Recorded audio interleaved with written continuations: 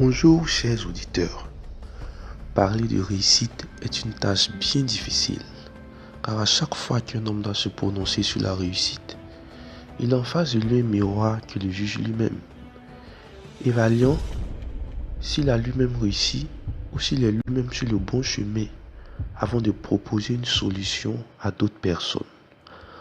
En effet, cette métaphore du miroir est bien utilisée dans le conte populaire de Blanche-Neige, dans lequel une reine magicienne questionne continuellement un miroir magique qui est censé lui révéler si elle est la plus belle sur la terre. Ce qui est fait jusqu'à la naissance de Blanche-Neige, qui est jugée plus belle que la reine magicienne. Mais la remarque faite dans la majorité des représentations cinématographiques de cette histoire est que la reine magicienne est jouée par une personne plus belle physiquement que l'actrice dans le rôle de Blanche-Neige. Car en effet, la beauté que juge le miroir ne semble pas être le charme et une beauté de séduction, mais plutôt une beauté pure et innocente.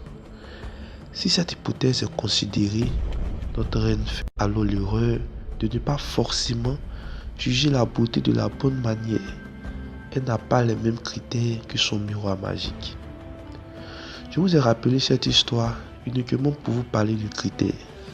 Car en effet, avant de juger toute chose, et en particulier la réussite, il faut regarder quels critères nous utilisons pour la juger. C'est cela la clé de votre comportement vis-à-vis de la réussite et surtout de votre épanouissement sur le chemin de la réussite.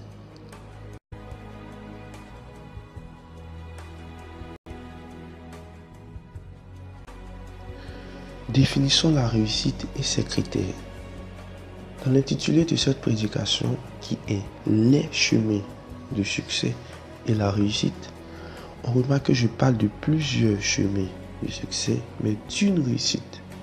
Car peu le savent, mais j'ai découvert récemment qu'il y a une différence vocabulaire entre succès et réussite.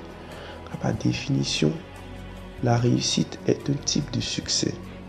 Prenez vos dictionnaires et vérifiez, et vous verrez que la réussite est définie comme étant le bon succès. S'il y a bon succès, c'est qu'il y a mauvais succès. Car le succès est en réalité un résultat. Pour le comprendre, parcourons les définitions des divers dictionnaires concernant le succès. Selon le grand Robert électronique, les définitions initiales du succès sont les suivantes. D'après Montaigne, en 1588, succès veut dire manière dont une chose se passe, dont une suite d'événements se déroule relativement à un résultat escompté. Et en second sens, ce qui arrive de bon ou de mauvais à la suite d'un acte, d'un fait initial. Selon le dictionnaire, la première définition du succès est ce qui arrive à quelqu'un de conforme au but qu'il se proposait dans un travail, une affaire, une entreprise.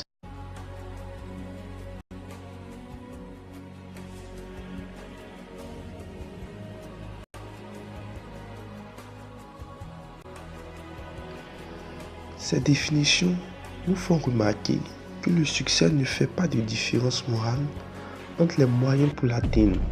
Seul le résultat importe. Nicolas Machiavel, un penseur italien de la Renaissance, dira ainsi: la fin justifie les moyens.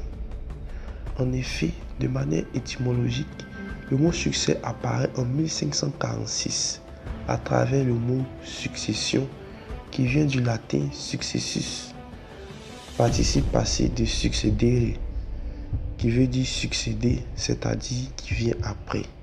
Tout ceci pour dire que le succès est juste un résultat, il vient après une action.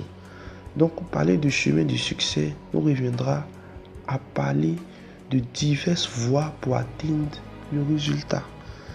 Je vais donc vous exposer plusieurs chemins que les hommes utilisent pour atteindre des résultats et vous pourrez choisir parmi eux.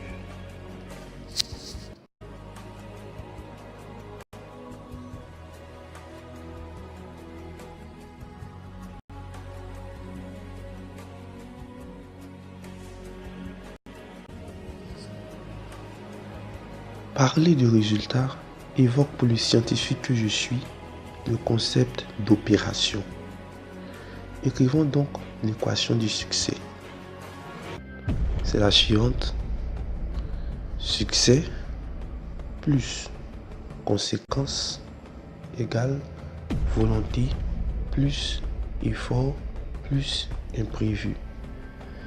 Cette équation est juste une métaphore pour dire que le succès dépend de votre volonté, créant de l'action soutenue par un effort ayant résisté aux imprévus.